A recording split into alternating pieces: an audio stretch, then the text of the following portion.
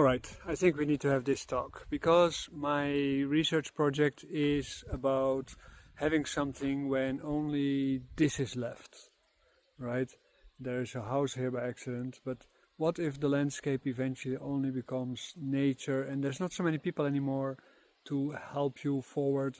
There's no more healthcare, there is no more communities, no more city, no more industry, no more mobile phones. What do you need? The things that you need is you need to know what to eat, what to be aware of, and what to do to stay fit and healthy so that you can continuously adapt to the landscape.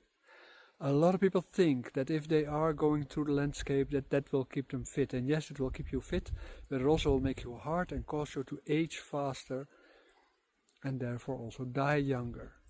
The whole myth that if you do exercise and you make a hard body, then at that moment you will become longer fit and young and stuff like this. This is only because you have good quality food. But what do you do if the good quality food is gone because the supermarkets are all broken down and there's no more food? That sounds post-apocalyptic, but if you look at the current trend of the world, then post-apocalyptic is not so bad, not so strange anymore. Not so bad, maybe not the right word. So let's talk a little bit about that. Some of the things that I came across during my research, and what is the plan of the research to make sure that you get the right kind of things learned as part of our research, but also as a future program for anybody. So let's dive into that and try to see if that will be interesting to you and how much you could help yourself with that. The horrifying thing that I come across by reading all my papers, I'm going to explain to you a little bit, and I'm going to give you an example of how we can resolve that. And my research, of course, is part of that, and you might have ideas about that too. So I would love you to share that with me, or if you want to participate, already sign up for the research project that you're going to be a participant. It's going to cost you something like 25 euros a month for about a year, and you get to become a meditator, a food specialist and a fitness specialist. And after that you will get a discount in case you decide you want to become a therapist or you want to become a instructor with these kind of things. So let's discuss this, because my research, I had to prove that my research was valid. So I went to look for all kind of material that would prove that my research would be invalid, because people already did that. In Chinese medicine, we divide our life into different stages. We have already talked about it in another video. You'll find a link towards that video in the commentaries. But at the moment when you are living, usually people just succeed or fail by trial and error. At the moment when you are coming to understand the things that you need in Chinese medicine, there's also an ecological choice to make. Like for instance, currently Chinese medicine is a very polluting kind of science, and also it requires a lot of non-vegetarian ingredients. I don't want to say vegetarian is better, because in some cases meat really is better, but these cases are very rare. You can replace a lot of meat products for non-meat products, if it is for skincare, whether it is for your digestion. In most cases plants work better for people than meat does. Meat gives you a shortcut, but on the long term it kills you earlier, because you are what you eat. So if you eat something dead, then of course you're going to be a little bit dead too. So this is what you have to think about every time when you shove a piece of meat inside your face. At the moment when you are investigating the things that you need for life, it is interesting to see that modern science focuses on things that can be produced by a factory. There's almost no knowledge about the things that you need biologically and that you can through experience learn from and make yourself a better person with. I've met over time many people who live in places like this, nature, right, like this, and they all are more happy. We all know that, but we all live in societies that are built around cities and factories, because this is how we become better consumers. We become dependent, and we are being forced to live in a rhythm, in a machine that will make some people very rich and some people just part of the machine, and our reward is then some of the wealth, very tiny part, just to make sure that the rich people can stay rich and that they can keep on flying around in their jets and float around in their yachts or in their bunkers, whatever. I don't think we're going to have a worldwide global war, but it is not impossible. There are crazy enough people in the world that are starting conflicts just because they like it or because they see a need. And there's a shortage of water. We are about 10 to 20% short worldwide for drinking water. There's areas which are still doing okay, but here in Europe you can already start noticing, even in my country, that the water shortage is going to be significant. Also because there are so many people on the world, and you can't just go around killing people because there's too much water, but you can try to gain more water for your social group, and that is what causes wars. There are already some water wars going on, that's pretty clear. The reality of these things is that it is really very worrying that people lose all sense of coherence and morality in times of crisis when they are in the leadership, while in fact on the lower levels of society where the people live, usually you see much more coherence and you see much more altruism. So on the basis of that you can say, okay, you also, after a large disaster, you have to understand as human beings that you have to work together and that you have to get things going from the beginning as a group, because you stand bigger as a group. Even a house, building it for yourself alone is going to be a difficult thing. So if you are with a group, you can build several houses. That will be really great. You build one house where you all can sleep, and then you build for everybody individually your own house. And over time everybody can individually make it more beautiful if you want. You can start growing food, you can start selecting food, you can start making teams on how to find food, how to find building materials, all kind of stuff, and to protect yourself against possible wild animals, and to collect the kind of knowledge that you need against all kind of diseases that happen in nature, because nature is great, but it is also full of enemies at the same time. So it is not as easy as you think. The reason why people live in cities seems to be, according to some historians anyway, because this is how we find safety from predators. We have now become so much entrenched in our fear for predators that we have become predators ourselves. The way how we deal with cows and pigs and chickens and all kind of other animals that are worldwide being used for consumption is more inhumane than anything, especially now biology starts discovering how smart animals are and how intelligent they are and how amazingly intelligent even many plants and trees are. So we are surrounded by what in old religions was called animist realities. Animist realities means that people were able to understand that everything is alive and everything can be an ally and can be an enemy. Plant medicine, although a lot of people now focus on the hallucinogenic plant medicine is actually the understanding of food and plants and how to deal with plants in such a way that they can keep on providing you food, that you don't finish everything. For instance, for some time ago I had a weed in my plant and I was harvesting it, realizing I forgot to leave some seed pods in the garden. So the next year I didn't have anything. I introduced it from outside. Now I have to wait for a few years until it starts growing back again. I had a lot and it was wonderful because I had a lot of good medicine from that. But this is just the reality of how it is. So that means planning, thinking about things forward, knowing things is a very important part. And as a family it is helpful to be able to take care of your own medicine because of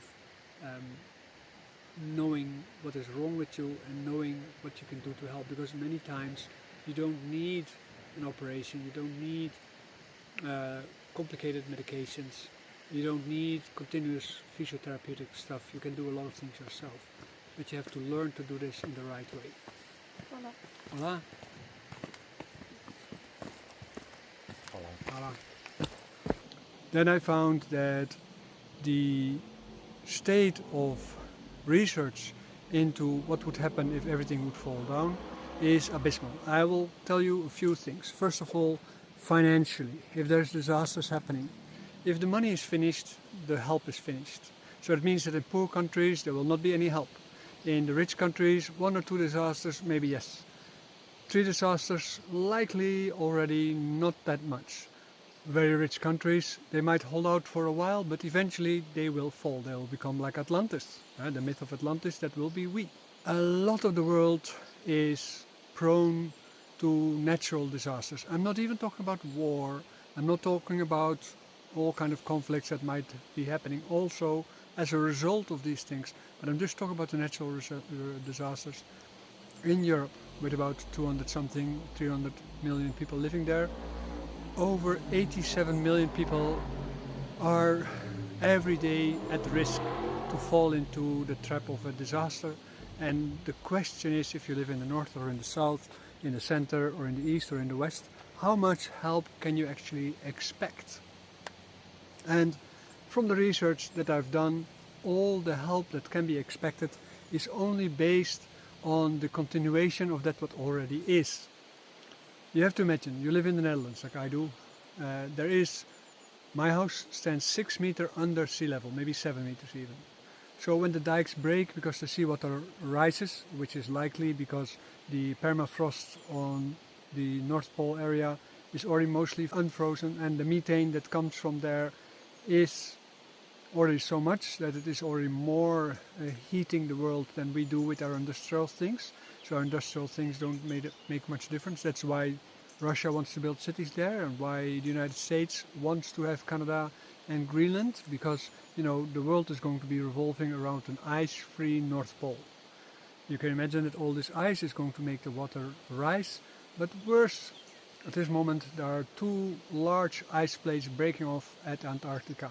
One they just discovered recently is breaking off too, so that means that we can expect a water rise of 20 to 100 meters in the coming, well, as long as it takes. In the past, research shows that there were periods of sudden heating, which some people try to ascribe to earlier civilizations, which might be true or not. I don't have the knowledge to decide about these kind of things. But anyway, climate change can happen very fast, and it is currently happening very fast. And if a normal cycle would happen, it would take tens and thousands of years to happen. The thing is, it happens very fast, but it resolves itself in hundreds of thousands of years. So it means that we are not going to be able to wait individually on when the problem is going to be resolved. That could be a cycle of species later. So there were first the animals that actually had no bone, no body, no mouth. Then there were the weird fishes and plants. Then there were the insects and the plants. And then there were more plants, and there were dinosaurs and the predecessors of the dinosaurs. And there were the mammals eventually. And all these lasted for millions of years, and we are here only, well, a few million years compared to the dinosaurs. We are here in a blink of an eye. And we already managed to screw things up. So if you look at all these different kind of things, you see that humanity over time has developed a sort of safety net through which they could individually survive, and that they could survive as a tribe. If you look at your community and you look at your family as a tribe, then what do you miss in your daily life that should have been educated to you from ancient times onward, but which modern industry broke away from our civilization? That is namely that what you need to personally survive a disaster or nature as a whole. Because believe me, if this is your reality, then it is not going to be easy to survive here. You don't know what you can eat, you don't know what you can die from, what you can get sick from, you don't know how to hunt, anything like that. But suppose you are willing to just survive on what lives there because you have no other choice. What knowledge do you take with you? So this research is actually about researching how willing people are to try to learn the things that they need to survive. Tribal knowledge, so to say, within a modern setting, because we can learn this online as long as everything still works. We're going to research how you are going to learn it and how you're going to maintain it, and try to see if we can make it better. And the thing is, you need to learn awareness. So we're going to do some meditation stuff, because meditation is not about calming your mind, it is about dealing with more stress and stay awake and aware in your mind. Then there is what you need to know about understanding food substances. So when you eat something, what do you need to do? And also fitness. Fitness is in that sense what you need to do to stay healthy. Because in your daily life, when you are working, you become hard and stiff and you die. And we already talked about it earlier. So these three things are the things that we're going to research, and this is going to be the foundation for all the 10 other different kind of skills that people actually need to survive. But this is a start, because otherwise the research becomes too big and too complicated and too expensive. So you as a participant, or you as a donator, this is also possible, then at that moment you already start contributing to the extension of the program. Some things are already done, some things still need to be done. We need a whole new platform, and we need a whole new knowledge system, information system, data system that we never did because there was no need for it. My earlier PhD research was just about researching what was required. Now we're going to research how effective it is. And it seems to be a blue ocean research, because in my research I haven't found anybody doing something similar like that. There's individuals that talk about tribalism and blah blah blah blah, but nobody really set up something constructive, only for commercial reasons, local reasons, and this is something else. The plan is to bring this back into primary school and high school, so that primary schools and high schools have this as an obligated profession, as an obligated study, because people need to know about these things in their daily life to survive. It will make capitalism less necessary, because you are not depending on supermarkets and food companies, factories anymore for your food substances. So you can pick them up yourself in the garden or in the neighborhood, whatever kind of places, as long as it's relatively clean. Then you need to learn, of course, also how to make sure that you do not die from the pollutions on it. So you need to learn how to clean, cook, and so on and so on. So all these kind of things, plus a lot of background information about how you physically function and how you function differently in different ages and what options you have for yourself, also need to be studied. So this is all going to be inside the research, and we're going to cut up people in subgroups to make sure that we understand what you learn most from this, what you learn most from that, what you learn most from that, and also the combinations of these things. And in the end, if you haven't done all these things, then of course you will still get access to all the other things. So after that, it will still be available for you, no problem at all, because after that date that the research is being done, all the groups are being disseminated as groups, and then we're just going to be one large group, and we're going to work on these kind of things. What do you think about that? Do we need to bring that back into society or not? Let me know. Do you think we can rely enough on healthcare as it is and on the chemical medicines that people want to provide with? Let me know how that is. In the commentaries, the reality of these things is that it is really very worrying that people lose all sense of coherence and morality in times of crisis when they are in the leadership, while in fact on the lower levels of society where the people live, usually you see much more coherence and you see much more altruism. On the basis of that, you can say, okay, you also, after a large disaster, you have to understand as human beings that you have to work together and that you have to get things going from the beginning as a group, because you stand bigger as a group. Show it again. So the moment when you push this one, right, this hand, I don't have anybody here volunteering, right? Push. We go sideways, you have enough space. But if you do it when you move out like this, right? This one grips up around somebody's head, so you hold somebody's head on their armpit, right? Hold somebody's head on their armpit. This is against the hips. So at the moment when you turn in further, right, and you come in this case and push downward, and you push, stretch them out flat against the hip.